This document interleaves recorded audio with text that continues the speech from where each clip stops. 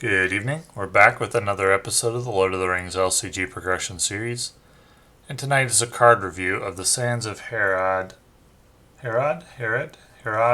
expansion. So let's take a look. The first hero is a leadership version of Gimli with 11 threat, 2/2/2 stats, and 5 health. After Gimli is declared as a defender, spend 1 resource from Gimli's pool to ready another hero. If that hero is Legolas, he gets +1 attack until the end of the phase. Okay, so his stats aren't very good, so we're looking for his ability to make up for the stats in order to make him a good hero. You can use him to ready another hero. That likely means a hero that you have used to quest. You can only do it once per phase. Well, to take full advantage of his ability, you use the ability on Legolas, hero version of Legolas. Both hero versions of Legolas only have 1 willpower. If you were to not quest with Legolas, you would have him ready. You're typically not going to use Legolas as a defender, so it's not likely that you will have Legolas defend first and then Gimli defend second and ready up Legolas. Although you might be able to do that once per game, it's more likely that you will have used Legolas as a quester if he is not ready when it comes time for Gimli to defend an attack. And as a quester, he's lackluster, only 1 willpower. So if this said, spend 1 resource to gain 1 willpower for the round and for the questing phase and gain 1 attack during the combat phase, most players probably wouldn't consider that if that was a card, they wouldn't play it. Now, this doesn't require you to play the card to get the benefit. You could also use it to ready a hero other than Legolas, in which case you could get like a 4 willpower and then a 2 attack or something like that if it was Círdan or somebody like that. But only when you're able to defend an attack with Gimli. And that's not going to be all game because he only has 2 shields, so he's going to take on damage after the first couple of times. So without any additional cards on him, you would only be able to do this 2 or 3 times, 3 maximum really. He requires additional cards to continue using his ability, and his ability is not that strong for 1 resource. If it was free, we'd be having a discussion, but for 1 resource each time you want to do it, 1 resource for that effect is not a great deal. Unless you have a lot of extra resources. So I think this is a thematic card, but not a particularly good one. It's not going to find a place in the strongest decks against the hardest quests. But it's fun, and it's thematic. Very thematic, partnering with Legolas that way. I like the card a lot, and I'd love to find excuses to play it, but I don't think it would be good against the strongest nightmare quests or even the really hard normal difficulty quests like Cairn Doom. Legolas, 9 threat, 1/3/1 4 health. It's a spirit version. After Legolas commits to a quest, discard a card from your hand to ready another hero. If that hero is Gimli, he gets +1 willpower until the end of the phase. So his ideal usage would be quest with Gimli, then quest with Legolas, then discard a card from your hand to ready Gimli, and Gimli will go up to 3 willpower. Discarding a card from your hand to gain 1 willpower and ready a hero. Or just discarding a card from your hand to ready another hero. Depending on the situation, that's cheaper than spending 1 resource. If you have extra cards to discard, it is.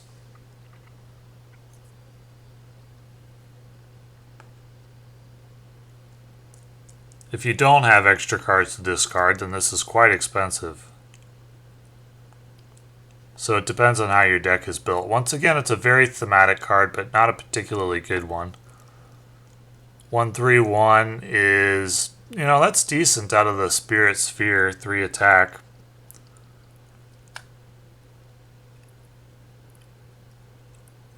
But you have to play him with hero version of Gimli to get the full effect of his ability. And you need to have extra cards in your hand to get the full effect, meaning to use it every turn. This pair, Gimli and Legolas, they're very thematic. They seem like a very fun pair to play. They're not going to be top tier, though. And the reason is because their abilities are expensive. Legolas's will be expensive at times when you don't have an extra card to discard. All the cards in your hand are cards that you want. And Gimli's expensive all the time, unless you have extra resources. So this pair is like, to use their abilities at full effect, they're win more cards, because Gimli's only really good when you don't have another use for his resources. Let me put it this way. If you could spend 2 turns readying Legolas for an attack, or play an ally, like a 2-cost 2/2/2, which would you rather do? Well, the 2-cost 2/2/2 would give you 2 attack every turn. Or let's say a 2-cost for 2 attacks, since Gimli buffs attack, would give you 2 attack every turn for 2 resources. And then a 2 resource flat cost, and then 2 attack every turn after that. Gimli gives you 1 attack per turn, and he readies. And the 2-cost ally would give you an action every turn, separate from Gimli's. Well, Gimli grants an action of 3 attack, but it's for 1 resource every turn. And it's not a flat cost, you have to do that every turn. In the long run, the ally is going to give you better value. A 2-cost 2 attack ally would give you better value than using this ability every turn, because you could, after 2 turns, then play another 2-cost ally for 2 attack, and so on. This is an expensive ability, Gimli's ability is. And Legolas is expensive because discarding cards only makes sense to do when you have extra cards, or you can't afford to pay for the cards that you have, and neither of those. Well, the discarding extra cards means you have to have a lot of extra cards in order to do it, or you're discarding something you really want. And Gimli's is very expensive unless you have a lot of extra resources that you don't have anything to do. And if either of those situations are true, then you're probably already winning. Which is why I say these are win more cards. Because they're at their best when you are already winning the game and you just want to win faster. Or win more, or win with more style. But they're not especially good when you are needing your resources for better things, or needing to play the cards in your hand, because their stats aren't that good. But they're very thematic, and it's cool to see versions of them that work together well. And so they seem like very cool, fun cards, but not especially strong. Greenwood Archer, 2-cost, 0/2/0/1 health. After Greenwood Archer enters play, ready a hero. Well, let's compare this to Silverload Archer. That card costs 3 for 2 attack and 1 willpower. So, in exchange for this card costing 1 less, you get 1 less willpower. However, you do get to ready a hero. This is just a straight up better card than Silverload Archer. Not that surprising, given that Silverload Archer's in the core set. Often you see CCGs or perhaps LCGs creeping forward in power. You see cards creeping forward in power. Cards that are essentially equivalent to cards that have come before but are just better. That's pretty common with card games. And this seems to be the case here, where Silverload Archer was also a Sylvan. But this card's just better. You ready a hero. You still get 2 attack for 2 cost. That's great. You lose 1 willpower, but it's also 1 resource cheaper. This is, especially being off sphere, you don't usually find 2 attack for 2 cost out of the leadership sphere. This is a great card, especially for a Sylvan deck, but it's just a great card, and I'd play it in my Sylvan deck for sure. Erebor Guard. I'd even consider Greenwood Archer in a non-Sylvan deck. if I needed attack power.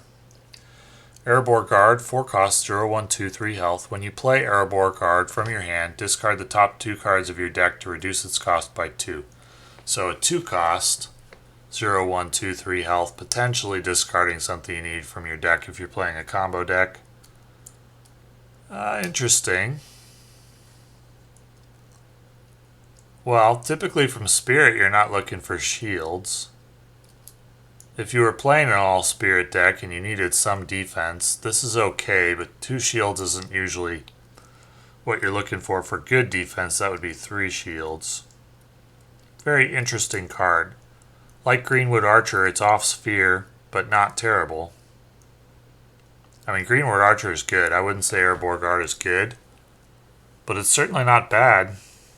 And it could have a use, though not a very common one, and it does come with some small risk. Probably won't see much play from me. If it had 3 shields, perhaps, for 3 cost, but at 2 for 2, probably won't see much play. It's interesting that it exists.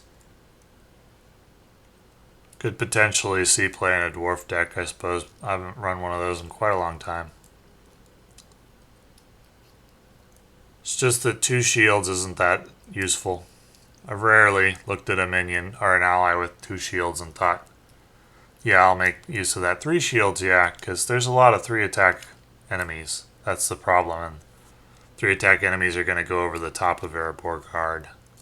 4 attack enemies will go over the top of him quickly. Might even kill him with a shadow card. Halfling Bounder, 2 cost, 1, 1, 0, 2 health. While there is a side quest in the victory display, Halfling Bounder gains, discard Halfling Bounder to cancel the when revealed effects of an encounter card that was just revealed from the encounter deck. Interesting. Well, that effect is worth 1 cost and a card, right?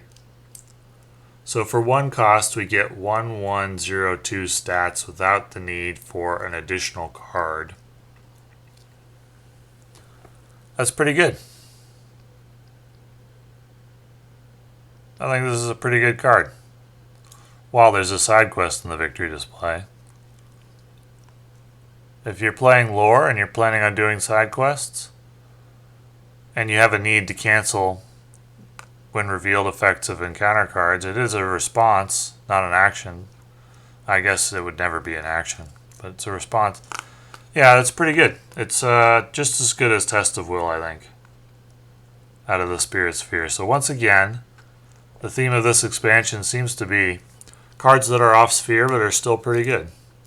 Greenwood Archer is off-sphere attack, Erebor Guard is off-sphere shielding, and Halfling Bounder is off-sphere cancellation. Typically that's in the Spirit Sphere. And all these cards are not bad, at least, and pretty good in the case of Greenwood Archer and Halfling Bounder. Interesting that at this point in the life of the game, they seem to have stopped punishing players for playing cards off-sphere. Typically, in the past, cards that were off-sphere were overcosted for what they did. Not so with these 3 cards. Very interesting. Vigilant Dunedain. He's a Dunedain Ranger. 4 cost, 1, 3, 2. 3 health. While there is a side quest in the victory display, Vigilant Dunedain does not exhaust to defend. Interesting. It's a little overcosted, but the not exhausting to defend does make up for it. Insofar as you're able to make use of that, which isn't going to be very often because 2 attack enemies aren't super, well, they're common, but 3 attack we're seeing more and more, and even 4 attack in this Ranger isn't going to defend against more than one of those before he dies on the second one. But it is useful to have the willpower and still be able to, well, He does not exhaust to defend, so you'd actually be using him for defending and then attacking, not questing and then defending. And he's not bad at that if he survives. And he'll survive for 1 or 2 attacks probably. He's a little on the expensive side. I don't think you... Well, so when you're running tactics, typically you are only running one high cost card, because if you're only running one tactics hero, because if you ran 2 of these, it would take 8 turns to save up all the resources without any kind of acceleration. A lot of quests don't even last that long, or by the time you get to the 8th turn, the quest outcome is decided. Which doesn't make the second copy of Vigilant Dunadan very useful. So I don't know that you would play this in a Tri-Sphere deck. You might in a Duosphere. That's not very common for tactics players in solo, or for tactics to see a dual sphere tactics deck in solo where you're running 2 tactics heroes because they're light on willpower. But in the event that you were doing that and you were running side quests, I would consider this a decent card, at least to playtest. That's not going to occur very often, though. Probably be a while before this sees play in one of my decks. But I will consider it in the event that I do play a dual or Tri-Sphere tactics deck and I'm running side quests. That would be its best usage. I don't think you probably put this in a Tri-Sphere deck, although it's possible. If you're running ways to mitigate the disadvantage of Tri-Sphere, such as a good harvest, and you're running side quests, this card could see play. It could certainly see play with any kind of cost reduction.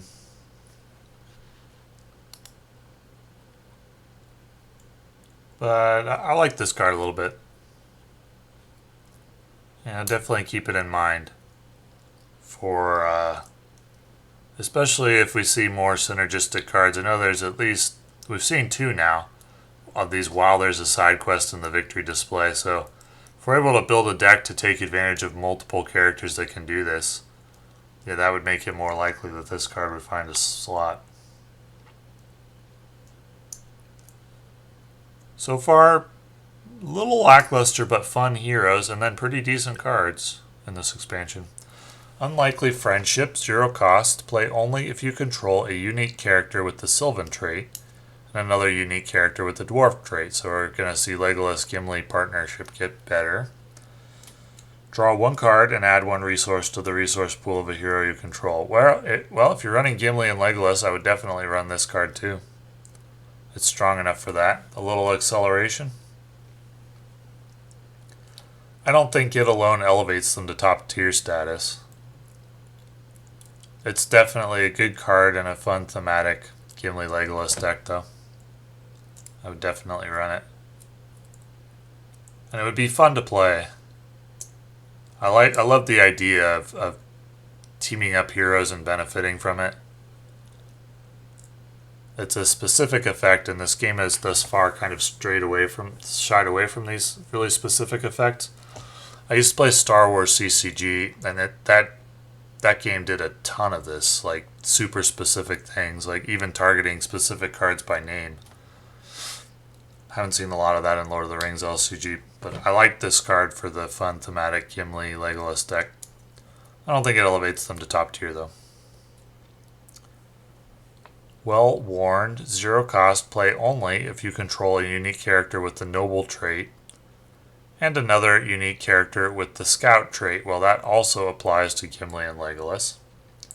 After a player engages an enemy, reduces threat by X, where X is that enemy's printed threat. Typically going to be 2.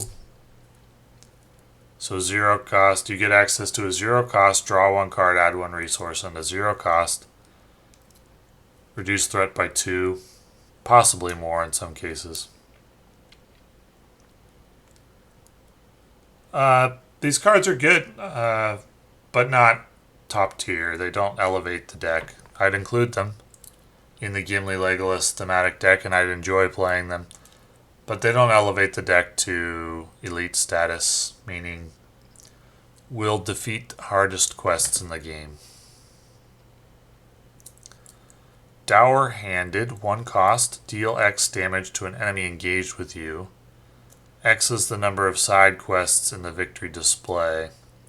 So in theory, well warned, if it was like X plus 2 or 2X or something like that, that'd be a really good card and might elevate the Gimli-Legolas partnership. An unlikely friendship would need to like draw 2 cards and add 2 resources. If they were trying to elevate the Gimli-Legolas partnership to top tier, that's something like what they would do, and I wouldn't object to that. In fact, I'd be happy if that were the case. But unfortunately, it isn't. So Dour-handed, 1 cost, deal X damage to an enemy engaged with you. X is the number of side quests in the victory display. Well, you need a lot of side quests to make this good. Probably at least 2, preferably 3. If you get 3 side quests in the victory display, this would be pretty good. However, it would take a long time to do that, so this wouldn't be good early. Probably sit in your hand in the early rounds of the game. I don't like cards that sit in your hand in the early rounds of the game. I love decks that get off to a fast start for solo play, because solo's weak early. And a lot of quests you get off to a fast start, then you just win. Because the main challenge of the solo play often, not always, but often comes from a wall that starts in the staging area, a wall of threat. You start with 5 or 8 threat against you or something, or like in the last quest, City of Corsairs, you start off needing to deal 26 damage on turn 1 or 24 damage on turn 1. That's the kind of quest. That's the kind of thing that typically makes up the challenge for a solo player. Though sometimes you have to defeat a number of bosses late. That's less common, but it does happen. And suppose if you were running a side quest deck and you were going to clear 3 of them or something anyway, then this card might be good, but it'd just be sitting in your hand taking up a spot for a long time. And so I don't see this seeing play for me. Too slow. Dwarven Shield, 2 cost, attached to a dwarf hero, restricted. Attached hero gets +1 shields. After attached hero takes damage from an enemy attack, exhaust Dwarven Shield to add 1 resource to attached hero's pool. So if you put this on Gimli, he would have 3 shields, and each time he took a damage, which would probably be 1 or 2 or maybe 3 times, you'd add 1 resource, which means you probably get to play this for free, and he gets +1 shields. In the end, provided you have the 2 resources up front. That's okay, but not great. A 0 cost 1 shield card on a dwarf. I don't even know if I'd play that. If it just straight up costs 0 and you got 1 shields, I don't know if I'd play that. Now, if it's -1, if you end up gaining a resource and you get 1 shield, it's great, but that's not going to be often without further cards on Gimli to help him defend more attacks. If you were playing like a buff Gimli deck with like Citadel Plate or something like that and this card, that's going to take a while to set up though. And take a while to set up means it's bad in the early game, and bad in the early game is typically just bad in solo play. But maybe if you had time to set that up, or if you were inclined to do it, this more naturally synergizes with Tactics Gimli, I think, because he also benefits from taking damage by gaining attack, but it doesn't really fit the synergy of Gimli and Legolas that this particular expansion is presenting. So it's probably better on Tactics version, but still it's okay, but not good or not great. I don't know if it'd be worth a card slot. Mirkwood Longknife, attached to a Sylvan hero. Attached hero gets +1 willpower and +1 attack. So you'd boost Legolas to 2 willpower and 4 attack. Okay, it's not bad. Would I run 2 of these in a deck? It's a little expensive for what it does. You can get 2 attack for 1 cost in a bunch of cards in a bunch of different ways. Bow of the Galadrim and so forth. Spear of the Mark. Dagger of Westernese. So 2 stats for 2 cost is a little disappointing. It's like they are on purpose with Dwarven Shield, Mirkwood Longknife, Well Warned, Unlikely Friendship. It's like they're on purpose trying to give us cards to play with Gimli and Legolas, but not make them too good. I think this is deliberately intended to be a fun deck, but not a top tier one. Because there's an easy path to making this top tier, which is to design it in line with other cards. Such as Mirkwood Longknife that does like 1 willpower, 1 attack with an option for +1/+1 if he's paired with Gimli or something like that. Or if he attacks in the same turn that Gimli does, or something along those lines, where you add additional stats if you fulfill a requirement, could make this deck something special. If it did that with Dwarven Shield also, and with the changes to Well Warned and Unlikely Friendship, and I'm sure that occurred to the designers, and they decided not to do that, and they also decided to make Legolas's and Gimli's abilities a little bit expensive to make them fun cards, but not especially good cards. And fun, but not top tier. The Road Goes Ever On, 0 cost, attached to a quest card in play. When attached quest is defeated, the first player chooses a player. That player searches his deck for a side quest and adds it to his hand and shuffles his deck. Okay, so you gain the ability to more reliably get your side quests out for cards like Dour Handed.